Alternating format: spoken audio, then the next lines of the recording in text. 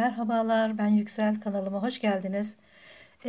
Epey zamandır Instagram sayfam çanta.turkuaz'da yaptığım file çantalar vardı, kafes çantalar vardı. Onlardan birini yapmak istiyordum. Sonra internette bir kafes çanta gördüm ama tamamen kafes örülmüştü ve çok hoşuma gitti. Böyle de bir renk vardı elimde. Bunu son karantina günlerine birkaç gün kala gene Kürkçühan'da üst katta kiloyla aldığım bir yer var. Oradan aldım. Sadece rengi için aldım. Bilmiyorum görünüyor mu? Zümrüt yeşili bir ip. Sadece rengine bayıldığım için aldım. Bu modeli de görünce ki kıyamıyordum kullanmaya hiçbir şeyde. Dedim tamam rengi yerini buldu. Çok da güzel bir çanta olacağını düşünüyorum. Orta kalınlıkta polyester makrome bir ip ve 3 numara tığ kullanacağım. Ölçüm şöyle söyleyeyim ölçüyü de yani çok sabitlemeyin ölçüleri. Yani illa o öyle yaptı bu böyle yaptı ben de aynısını yapacağım demeyin. Nasıl ne kadar istiyorsanız hangi büyüklükte istiyorsanız öyle yapın. Ben diğer çantalarımın taban ölçülerine baktım. 27 ile 30 arası kare çanta çalışmışım. 27 de uygun bir ölçü bence.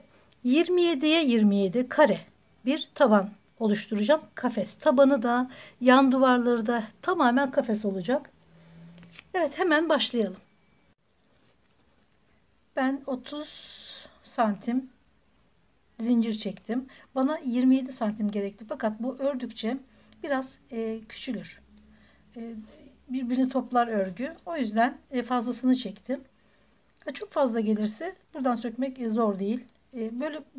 Böyle birebir ölçüleri çok kafanıza takmayın. Çok olsa 10 zincir fazla olsa ne olacak? Şuradan söküverirsiniz hemen. Şimdi ben bunu kafes örgü olarak başlayacağım. Tekrar ölçeceğim. Zaten o kendini belli eder. 25, 27, 30 santime kadar. 30 biraz büyük olabilir ama 26, 27, 28 iyi olur. Bu 3 yani bittikten sonraki ölçü 27, 28, 26 iyi olur. Bunun üzerine pek çıkmayın. Çok 25, 24'lere de düşmeyin. Bu sefer de ufak bir çanta olur. Şimdi kafes örgüye başlayalım. Zincir sayım 73 tane çektim. Üzerine alıyorum. 1, 2, 3, 4, 5, 6, 7, 8. Sayıp 9'uncuya hemen bir kafes yapıyorum. 8 atladık. 9. ilmeğe bir ikili trabzan yaptık. 2 zincir araya. 2 zincir atlıyorum. Gene ikili trabzan. 2 zincir, ikili trabzan. Çanta bitene kadar yapacağınız tek şey 2 zincir, ikili trabzan. Hemen başlayın bence. Bu kadar kolay çanta modeli yok.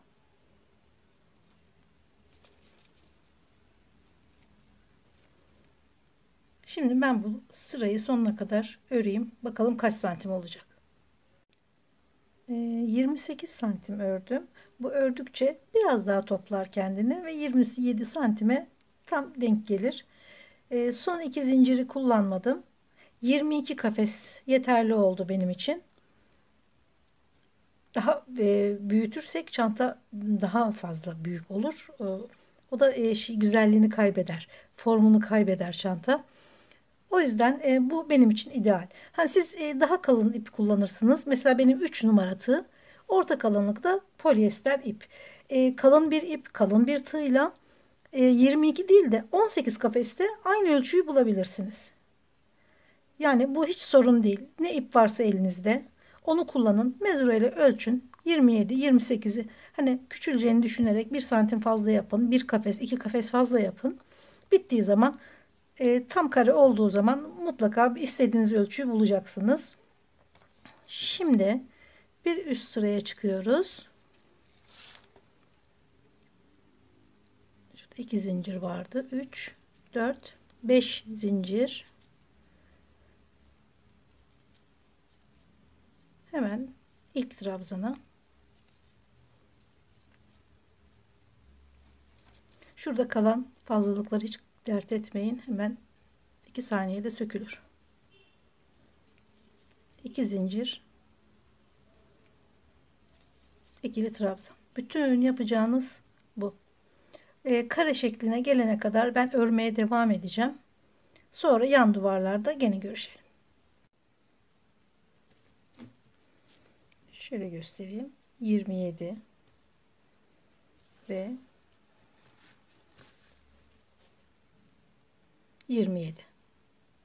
27'ye 27 tam kare bir tabanımız var. 22 kafes yapmıştık. 2, 4, 6, 8, 10, 12, 14, 16, 18, 20, 22, 24, 26 sıra yapınca tam kareye denk geldi. Şöyle zaten bakın uçlar nasıl birbirine denk geliyor. Tam kare oldu. Sadece ilk sırada, yani şu dört köşede tam şu tepe kısmında yapacağımız 4 tane batış şekli var. Bu sırada, ilk sırada bunu yapıyoruz ve ondan sonra bir daha artık bir değişikliği yok. Burayı nasıl ördüysek, gerçi burayı gide gele ördük. Artık bundan sonra döne döne öreceğiz. Tek cepheden döne döne öreceğiz. Şimdi köşedeyim. İlk köşeyi, şu köşelerin güzel dönmesi için yapılıyor bu. Buradaki farklı bir batış şekli var. 2, 3, 4, 5. Bu bizim bir üst sıraya çıkışımız olduğu için 5 tane çekiyorum. Üzerine alıyorum. Tam şu zincirin başladığı yerden şu 2 ilmeği alıyorum. Şöyle bir kafes oluşturuyorum. Bunlar çantanın köşe kısımlarının güzel formda dönmesi için yapılması gereken bir kafes, şu üçgen olan. Bundan sonra artık 2 zincir ve gördüğümüz, zaten nereye battığımızda batacağımız belli. Kafes örmeye devam ediyoruz.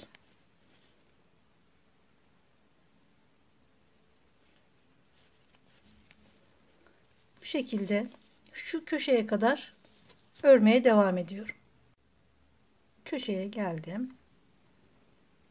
1, 2 zincir üzerine alıyorum. Tam şu 5 olarak 5 zincirle dönüyorduk. O 5 zincirin üçüncüsüne ortaya batıyorum. Tam köşedeyim şu anda. 1, 2 zincir çekiyorum. Gene aynı yere batıyorum.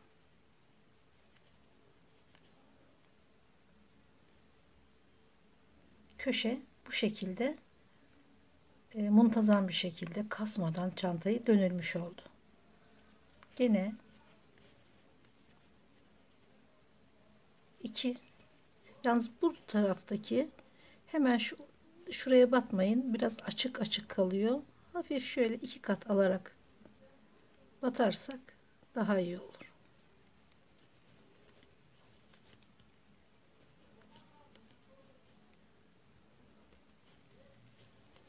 Ben bunu bu şekilde diğer başa kadar örmeye devam ediyorum. Diğer köşeye geldim. 2 zincir doluyorum. Tam köşeye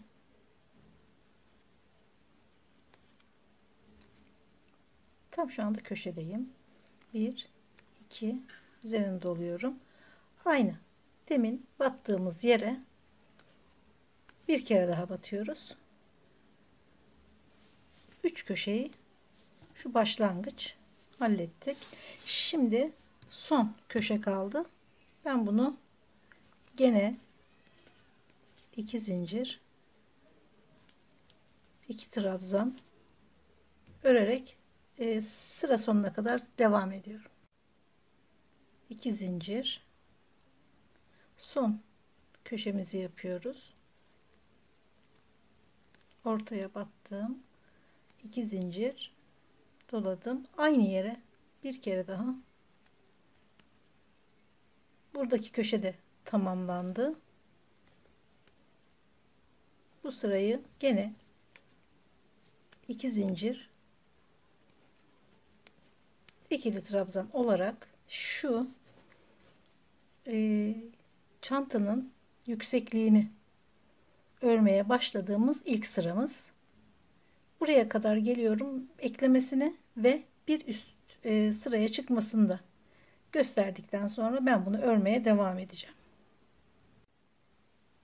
Sıra başına geldim. 1 2 3. zincire bağladım. Şu bizim ilk sıra başı ve ilk köşe. Şu dönen yer. İlk yaptığımız köşe. Gene 1 2 3 4 5 zincir çekiyorum. Hemen yanındaki trabzana tam bir kafes oluyor. 2 zincir, trabzan. Bu şekilde zaten artık yükselti, kendini iyice gösteriyor. Örmeye devam edeceğim. Diğer köşeyi de göstereceğim. Bir de sıra başını, hani yeni başlayanlar için söylüyorum bunu. Sıra başını şaşırmamanız için şöyle bir işaret takın. Ben sıra başına kadar, diğer sıranın başına kadar örmeye devam ediyorum. Diğer köşeye geldim. 2 zincir. Şurada V şekli vardı biliyorsunuz.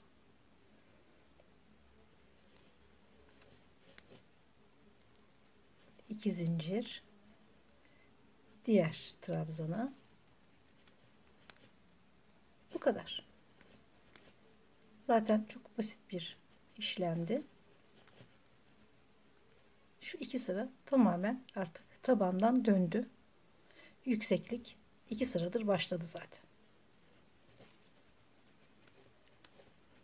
Diğer köşelerde aynısını yapıyoruz. Zaten işaret koymuştuk. İsterseniz ben bu işarete kadar gene geleyim. Onu da göstereyim. Sonra artık örmeye devam edeceğim. Evet, sıra başına geldik. Şunu çıkaralım.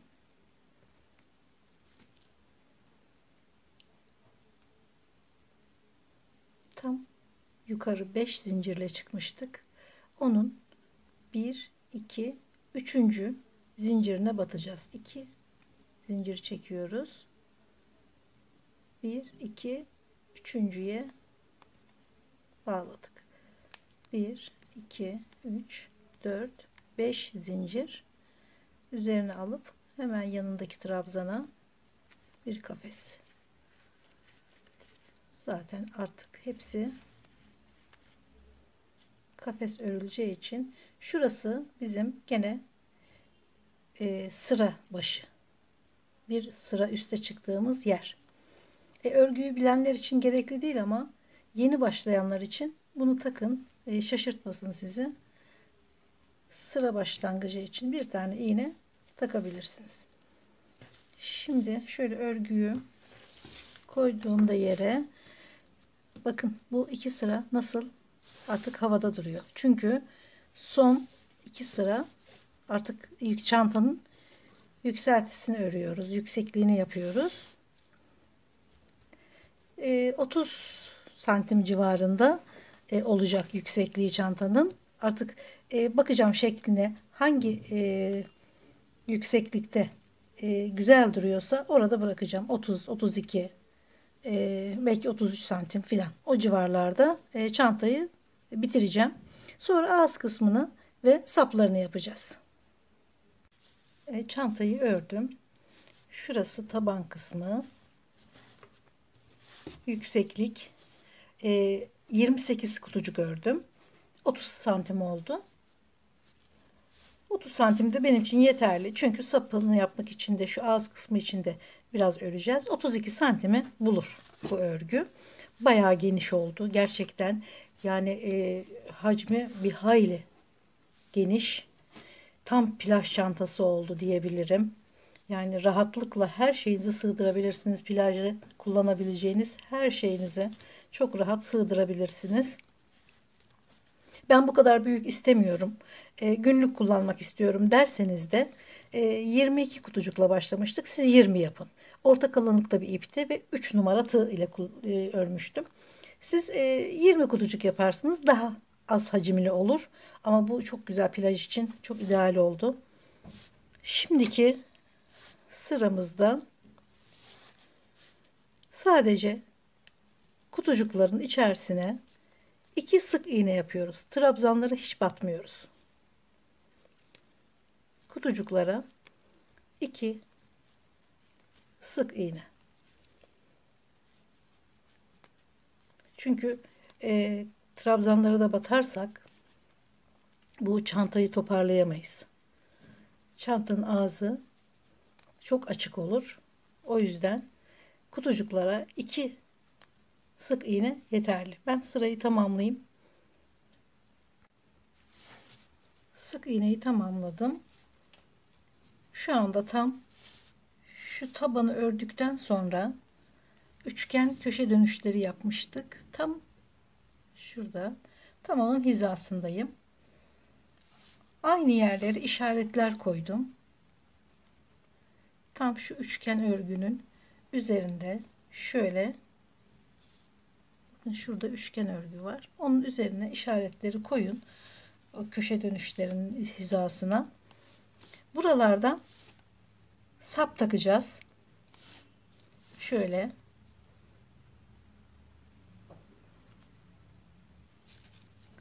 Zincir örmeye başlıyorum. Yeterli miktarda ben zinciri öreyim. Sapı için 90-100 arası bir zincir sayısı olacak bu. 94 zincir çektim. Bilmiyorum. Bence yeterli. Fazla bile. Yani 90 da yeter. 90 ile 100 arası zincir çekeceksiniz. Şimdi bu işaret olan, tam köşe olan, yani o arttırdığımız yerlere, işaret koyduğumuz yerlere sapı yaptım. Tekrar şunu çıkarayım. Örmeye devam ediyorum. Diğer köşeye kadar. Bir tane sapı yapmıştık. Şu köşelerden hiza alıp 94 zincir çekmiştim. Şimdi diğer tarafa geldim. Buraya da şunu çıkaralım. Buraya da 94 zincir çekip şuraya bağlayacağım. Zinciri çektim. İşaret koyduğum o köşe kafesine şöyle bir bağladım. Bu da ikinci sapımız oldu. İki sapı da zincirini örmüş oldum. Şimdi tekrar ilk ördüğüm sapa doğru örmeye devam ediyorum. Sapın yanına geldim. Hemen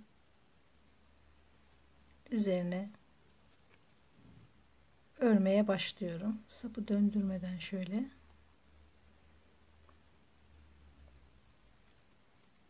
Sık iğne örmeye başlıyorum. Zincirin her birine sık iğne yapıyorum. Sapın sonuna kadar. Sapın bir tanesini, ilk sırasını ördüm. Geldim. İkinci sapın, şimdi zincir halde olan sapın üzerinden örerek tekrar buraya geleceğim. Üzerinden tekrar öreceğim. Gene bir daha öreceğim. Bakalım. İkinci sırada yeterliyse 2 sıra, yoksa 3 sıra sap öreceğim. Şu aradaki tek sıra olarak kalacak. Sap, yan taraf, buradan tekrar sap ve yan taraf örülecek. Ortası böyle tek sıra olarak kalacak. güzel bir çanta oluyor. Şimdi ikinci sırası sapın. Hemen dibine, şuraya batmayalım. Şu çantanın sapın çantaya şurada potluk yapmadan oturabilmesi için ilk hemen şuraya değil, dibine değil, bir sonrakine yani bir tane atlıyoruz ki şurada fazlalık olur. Burada hep pot durur burası. Çanta sapı oturmaz. Şimdi bir tane atlayıp da diğerine batarsak, şöyle bir daha göstereyim.